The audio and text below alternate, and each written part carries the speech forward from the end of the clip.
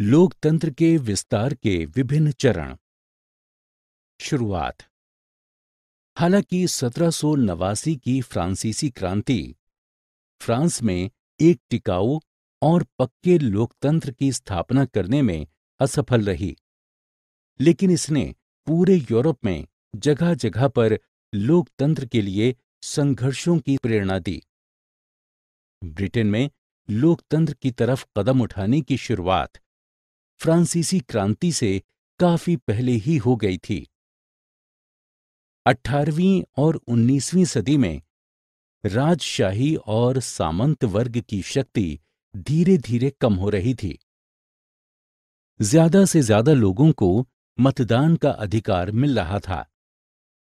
उत्तर America में स्थित British उपनिवेशों ने 1776 में खुद को आजाद घोषित कर दिया और एक साथ मिलकर उन्होंने संयुक्त राज्य अमेरिका का गठन किया।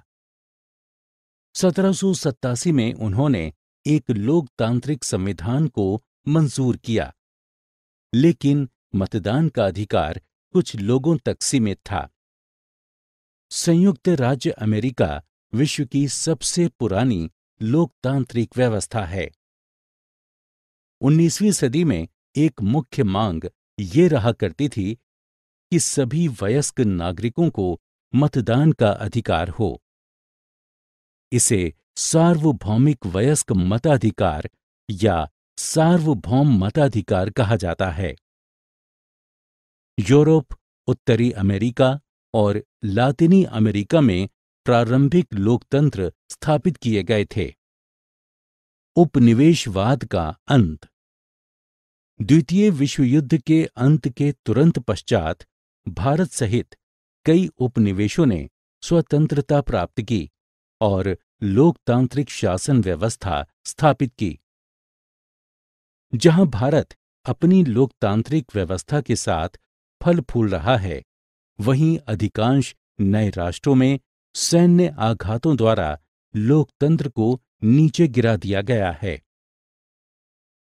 घाना, जो कि एक ब्रिटिश उपनिवेश था, 1957 में आजाद हुआ। 1966 में सेना ने इसकी लोकतांत्रिक व्यवस्था का तख्ता पलट कर दिया। 1999 में जनरल मुशर्रफ ने पाकिस्तान में सैन्य शासन पुनः स्थापित कर दिया। 2005 में नेपाल के नए राजा ने अपने लोगों को दी गई सभी राजनीतिक स्वतंत्रता वापस ले ली।